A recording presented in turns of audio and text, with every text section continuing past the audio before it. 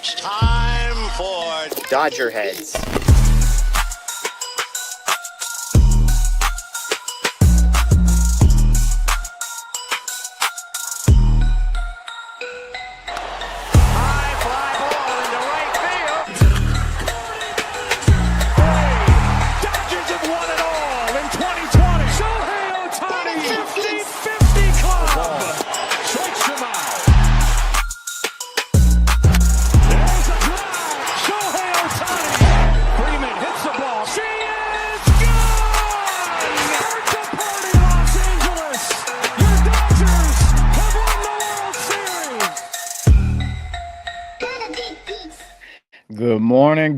Good morning. Welcome in, everybody, to DodgerHeads Unplugged with Scotty G. Welcome in. My name is Scott Geirman.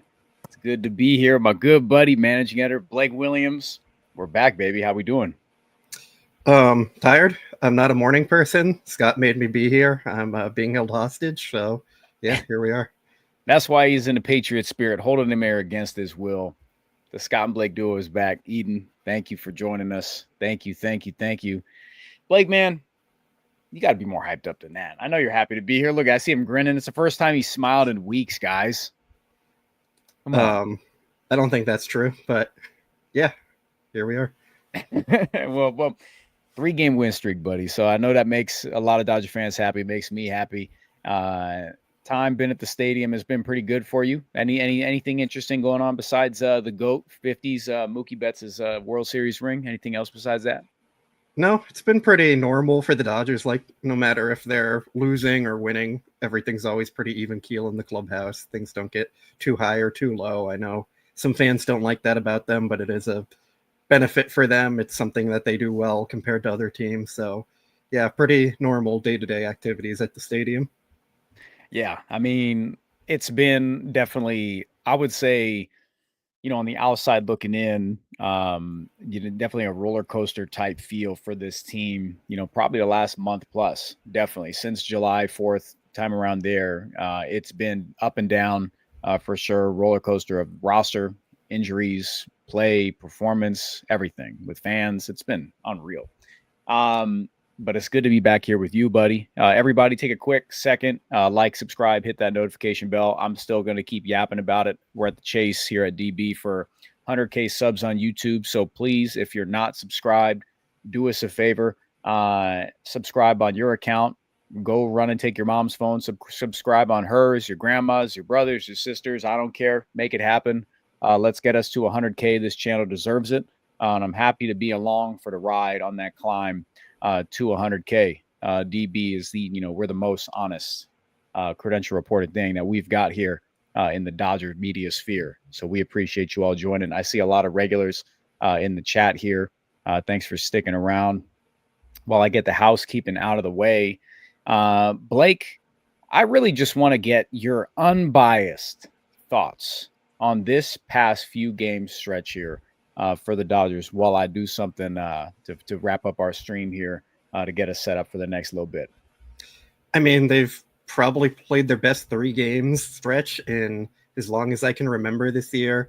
Things have kind of been clicking all around with the offense, the defense, the starting pitching, and the bullpen all contributing. There's been some struggles, like at times in an inning here or there, but that's kind of expected for any baseball team. Like Ben Casparius allowed the homer yesterday, and it happens. It's baseball, so not like too upset or anything about that. But overall, the team has just been playing really well, and they've looked a lot better too.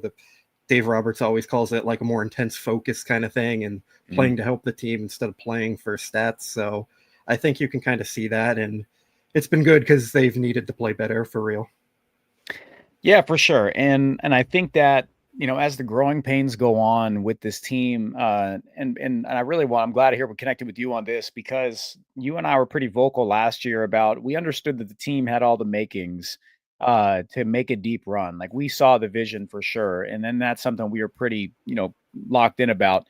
And it was just about finding that clean bill of health. And when all players came back that we knew would make that engine run, right? I know there's some pessimistic parts of this team, and that's not just like just to do it.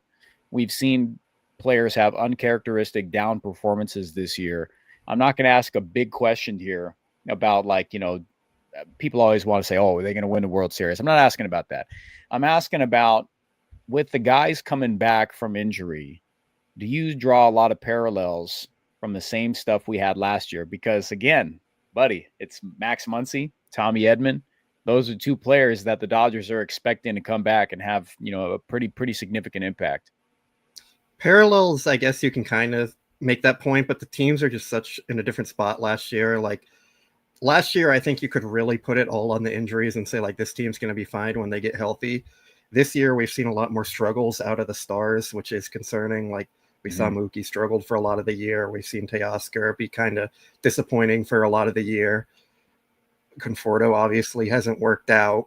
Like these are starting caliber players that they just haven't got production from. Now we see Will Smith kind of falling off a bit, which has been a trend in the second half. So that's concerning. Yep. Tommy Edman had a really hot start, but then after that, he's kind of been average at best. So like these are real concerns with the team that I have.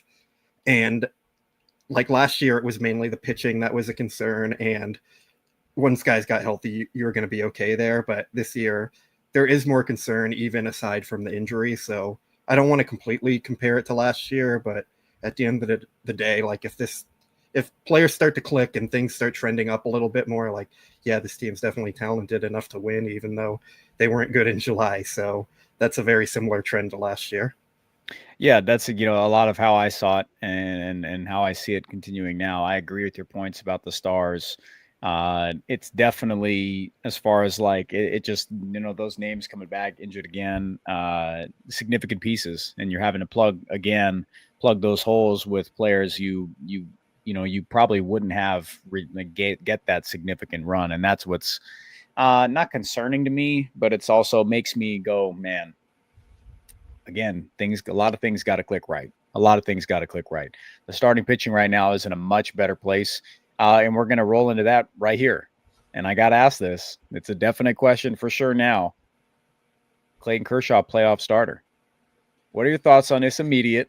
Last night, Clayton Kershaw goes, what was he here? He went 5 complete, 6 punch, season ERA 3.06. He allows 2 hits, 1 earned run. I'm going to save the stats of the month for him in a little bit, but are you surprised at what Clayton Kershaw has been able to do? Overall thoughts? Surprised? Yeah, kind of. I think everyone should be a little surprised, no matter like how high you were on Kershaw. Like he's had a sub-2 ERA for the last month, and he's throwing 88 miles an hour. Like that just doesn't really happen often in baseball today. So he's definitely an outlier there, and it's been a little surprising. I'm not shocked that he's been able to prevent runs and be consistent, but like to this level, I think that is definitely a little surprising. Yeah. Playoff starter, I'm still not entirely there yet. And part of it is just because like they have 4 guys ahead of him who are kind of locks for the rotation. Like I don't see them taking Glasnow out. I don't see them taking Yamamoto out. They're not taking Snell out. It's hard to fit him into the playoff rotation at this point. Like my plan has kind of been leave him off the roster for the NLDS, and if you make it to the LCS, then he joins as like a 5th starter kind of thing. But yeah, I don't know. For me, like the talent and upside of velocity and stuff plays up in October, so I'm still kind of betting on that. We've seen soft tossing guys kind of struggle in October pretty often. The one that comes to mind for me a lot is Hyunjin Ryu in 2018. He was really good in the regular season, and then the stuff just didn't play up in the postseason, and he kind of struggled there. So I remember that start in Milwaukee. I really remember that start in Milwaukee. That's funny you bring that up. I do remember that. Yeah. So like, I still just believe in stuff more than anything, and I just don't see the Dodgers not betting on one of their like high-paid superstar quality type arms in the postseason. So not fully there yet, but I mean, Kershaw's definitely making it more of a conversation and interesting than it was even 2 months ago. And like, if he was in the rotation, I don't think anyone would be mad either. So yeah, definitely credit to him. Yeah. And it's something that I've come around on quite a bit. I am like, we know his historical stuff with run prevention here, the greatest of all time, if the greatest of all time during the regular season here. 37 years old, and a few areas of the team have benefited, from the starting pitching this past month. It's been a terrific last month for the Dodgers in their starting pitching and what they've been able to do. This is an area of the team that we've, cried out for consistency across the board. And do you want to know who leads the team, leads the starting rotation in the month of August in innings, wins, ERA? Who is it? It's Kershaw.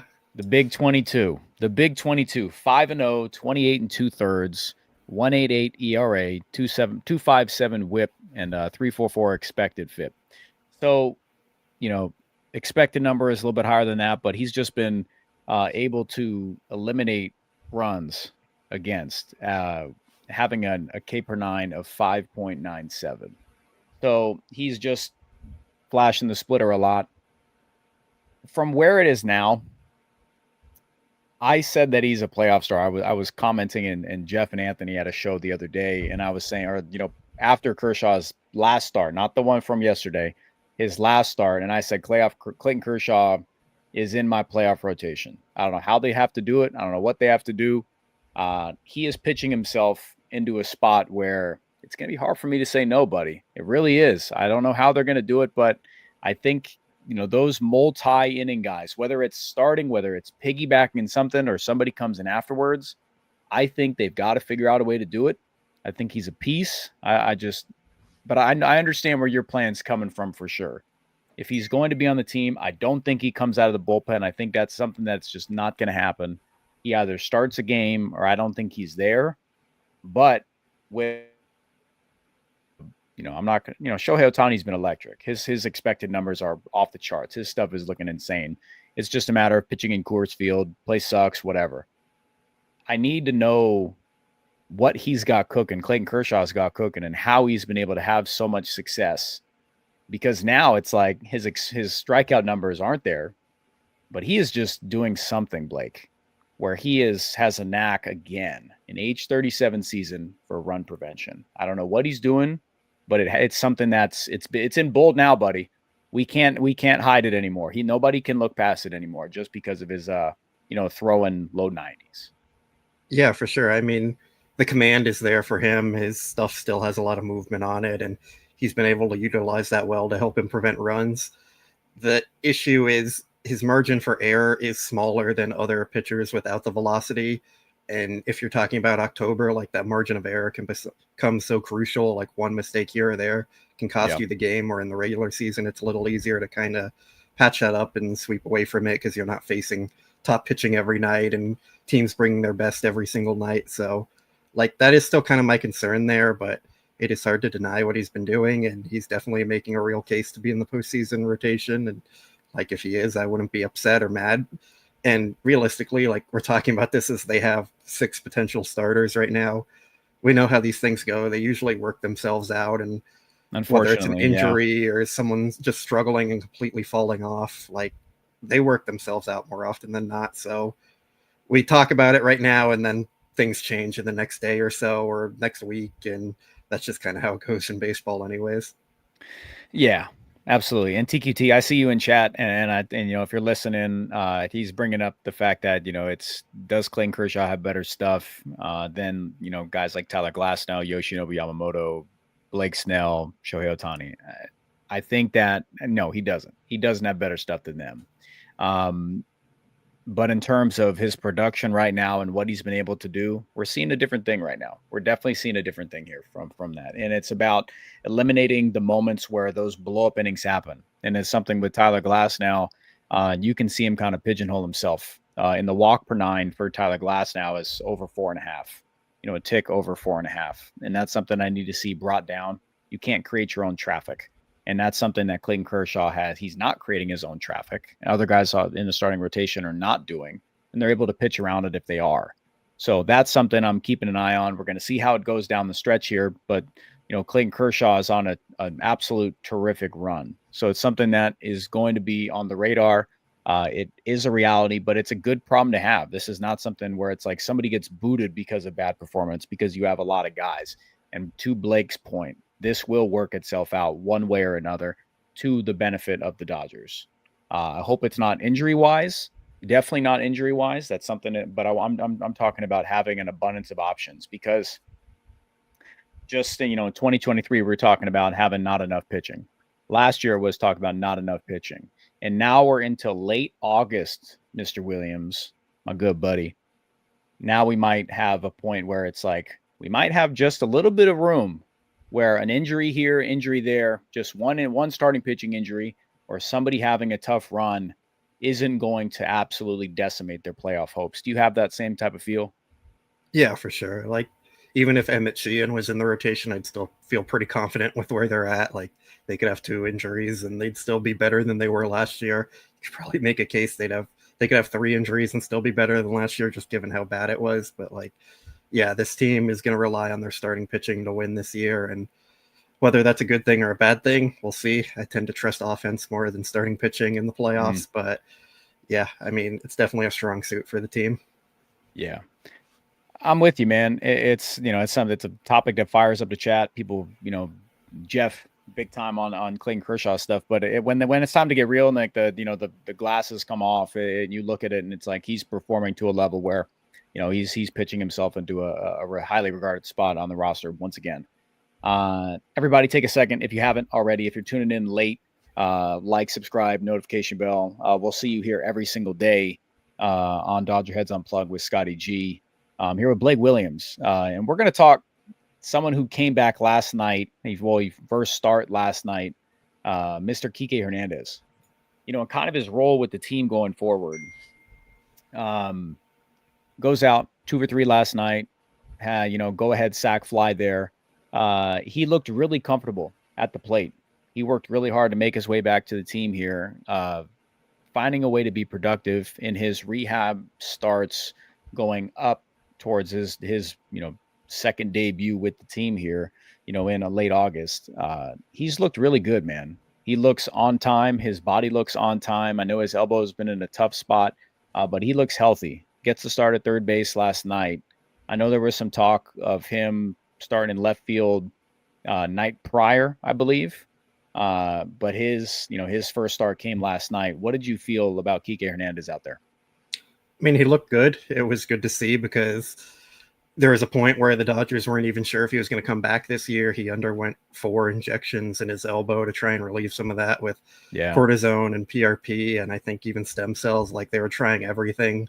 So it finally clicked for him, and then he was able to start swinging again. And this is an injury that was giving him problems before he actually went on the IL. He hid the injury from the team for about a month and tried to play through it, and then just got to a point where he couldn't deal with it anymore. So yeah, I mean, him coming back is kind of a surprise in itself, I think. And then him also looking good is, like, it's encouraging and surprising. We know Kiké is a guy who could start in the playoffs if the Dodgers needed him to.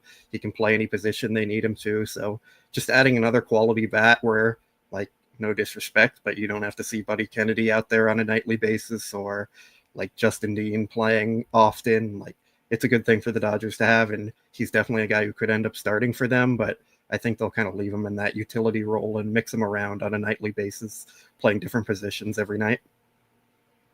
Chad's talking about it, man. Heattober's coming. He's starting. He's starting every day in October. He's not taking a seat. Let's be honest here, man. I would take Kiké Hernandez over Mickey Mantle in the post, and you can't convince me otherwise. Because when the lights shine brightest, this dude just flat out knows how to play. And that's just how it goes. I mean, yeah, I guess. I'm not taking him over Mickey Mantle, but it's kind of irrelevant here. So we'll move on from that one and not debate it too much. But why? Yeah, I mean, Kiké's success, because it's not relevant.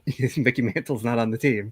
But Kiké Hernandez's success is, like, it's hard to deny. He's been really good in the postseason. So yeah, if he ends up starting on a nightly basis, that wouldn't shock me at all. Yeah, I mean, look, he looks really good. He looked really good. He looks on time. That's the biggest thing for me. Staying within himself. He looked productive in AAA. So, and people talking about, the numbers speak for themselves, Mike. Yeah, Kiké cooks. It's just how it goes. Flat out how it goes. And real quick, I've got to give this. Hopefully, I don't butcher this delivery here, Blake. I'm gonna give a quick. How do we put this up here, Blake? How do I do it? The meme? Yeah. I'm giving, shout out to Travis Kelce and Taylor Swift. Congratulations on their engagement. Appreciate that. Oh, Blake, that's the wrong pick. Sorry. But that's the way that Dave Roberts looks at Michael Conforto. Unfortunately, came across that one. Don't know who put it up there, but shout out. Thank you. Yeah, you were on Reddit. I don't know who had it, but credit to them. Michael Conforto is a great guy. Yeah. Can we just put that out there, Scott? Sure, buddy. But yes, hopefully we see Kiké Hernandez way more than than the Fort in the post, and hopefully this experiment is on its way to being over here. Everybody's got a good, clean bill of health going forward. But yeah, Blake, I mean, there's something different about Kiké Hernandez when it comes to this team. And it's more than just like Dodger fans' attachment to him. He has a knack for it. And we know you keep him around, you bring him on the team, and you have him for the postseason stretch run, right? And it's just something that it fits this team really well for what they need. They like having the utility guys, and it just so happens that you're going to need somebody perhaps in the middle infield. You're going to need somebody. And Alex Freeland helps that spot out because Kiké can play the corner. He can play third. He can play left. And it fits a lot of what they need. And if Tommy Edmonds' ankle's not doing great and you need to put him in center field, Kiké Hernandez can slot right out there. So he fits exactly what this team needs. It just fits his role perfectly. Smooth, I see you, man. I got you, buddy. You don't have to spam that. We're on the same line of thinking. I hear you. But Blake, it's just good to have him back. It's been a bit. I know his production prior to getting hurt, but he was probably dealing with that elbow for a really long time, huh? Yeah, probably. Like he said, it was a month before he went on the IL, but who actually knows what it was? He's never been a guy that's been great in the regular season to begin with. He's had some good years here and there, but more often than not, he's been a little below league average offensively, and then kind of steps it up in the postseason. So between that and the elbow, the numbers were what they were, but now if he comes back and can help the team, that's all that really matters. I hear you. I want to get while I got you here before we wrap up and take some questions. Chat, you can start putting those in here, and Blake and I'll get to those in a sec. I appreciate him. Everybody say thank you to Blake. Say thank you now. If you're listening in, make sure you comment. Thank you, Blake, for joining me this morning. I had to, make sure he peeled his eyelids back to join us here. He was hot on the Patriots waiver wire to let me know who they picked up, but he joins us here. So thank you, buddy. Looking ahead towards tonight, the Dodgers, they need to keep pace with what they're doing. San Diego wins last night in Seattle. The Dodgers are going up against Nick Lodolo, lefty from Cincinnati lefty, who's been exceptional this season. Last 7 starts, 1.79 ERA, sub 1 WHIP, 0.84 WHIP. Excuse me. He's just been really good. And on the flip side, we get Shohei Ohtani. He did his patented the night before a start, runs out to the mound, gets feel for it. Last start was in Colorado for Ohtani, which stunk and terrible place to pitch. What are you expecting on both sides today? More the same from what we've seen, aside from the Colorado start. Colorado is what it is. We all know, don't put any stock in Colorado, but Ohtani's been really good when he's been on the mound. His stuff looks good. The command hasn't been there at times, but that's expected for a guy who hasn't pitched in a long time coming back from surgery. So yeah, I mean, I have high expectations for Ohtani again. The offense, we'll see what they do against Lodolo. Like you said, he's been good. The offense has been good for the last 3 days also. So they could be due for a bad game, or they could keep that hot streak going. I just don't really know. We'll see. But yeah, I mean, I wouldn't be surprised if they sweep tonight. They definitely have the opportunity to, and it might depend on how Shohei does. Yeah. I spoke earlier about, the length of the starting the rotation that has given the team here and how helpful them going deeper into games has been for this team. It's something we asked about. So, like I talked about, Blake, we talked about, the boat, and you got to have 2 parts working out to keep that thing afloat. And the starting pitching has been holding up there, and the offense has been doing just enough. And the bullpen has benefited from that starting pitching. They've been unbelievable. Somebody put it in the chat yesterday. about they've been, I think, second in the league this past month, which has been, would you even say that they're still working with like a mash unit out in the bullpen? They're still figuring some things out, and they lose Alex Vesia last night with the oblique. So he goes on the IL. Edgardo Enriquez is not having the strikeout stuff. He's doing Brusdar things here, high velocity, not missing many bats, but finding a way to just prevent runs. What are you seeing right there? And that's exactly what it is. They're benefiting from not having to be overused. Yeah, I think that's kind of what a lot of us expected for the bullpen. Like the starting pitchers were going 4 innings, 5 innings max every night while they were figuring things out. And then you get Glasnow back, you get Snell back, and things have really started to kind of take off since they've really settled back in. And it's been helpful for the bullpen. Instead of having to cover 4 or 5 innings every night, now they're covering 2 or 3. And that's really helping them step up. You don't have guys that's overused, so more guys are getting rest, and they're able to play the matchups they want, especially with like Tanner Scott coming back, Kirby Yates coming back. You don't have to force Alex Vesia into the closer role and Jack Dreyer pitching in the 8th inning every night. Now you can put in Dreyer in the 6th or 7th if you want to against lefties and not have to worry about not having someone behind him as a high leverage guy. You're not relying on Alexis Diaz or whoever else they had in their bullpen at the time. Like, guys are starting to come into their roles now, and everything's just kind of falling in place, and that's a lot to do with starting pitching. Love it.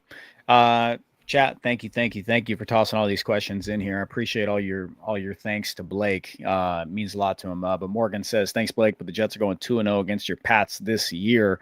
I'm not going to give you time to rebuttal that. I'm just going to keep moving on. Eden says, question, do you think Dalton Rushing starts a playoff game if Will Smith is healthy?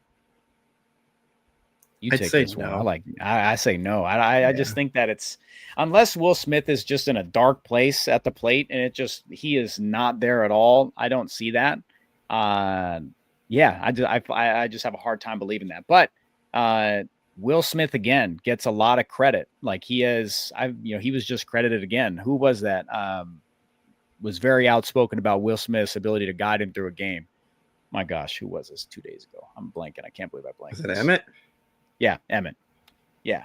I mean, like, this team loves Will Smith behind the plate. Blake and I talk sometimes about how he gets very fastball happy.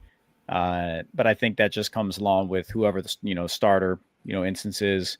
But his game calling has gotten so much better over the years. And it's to a point, Eden, I agree with Blake. I don't think that there'll be a spot there. I think that'll be super matchup dependent, heavily 99% in favor of Will Smith. We're going to go right here. Pad Meat, thanks for the question. He says, despite this up and down year, what has been the one thing that has pleasantly surprised you guys this season? I'll say Mookie Betts playing shortstop. He has been incredibly good there. He had a little bit of a down stretch in July, but I think the entire team was kind of going through it then, and he's just been really good there. Like, I didn't have the highest of hopes for him, but he's been excellent. So credit to Mookie for doing all the work to become a good shortstop there. So that has been pleasantly surprising to me. I'm going to say, I know this is like an easy one, but I'm going to say Freddie Freeman.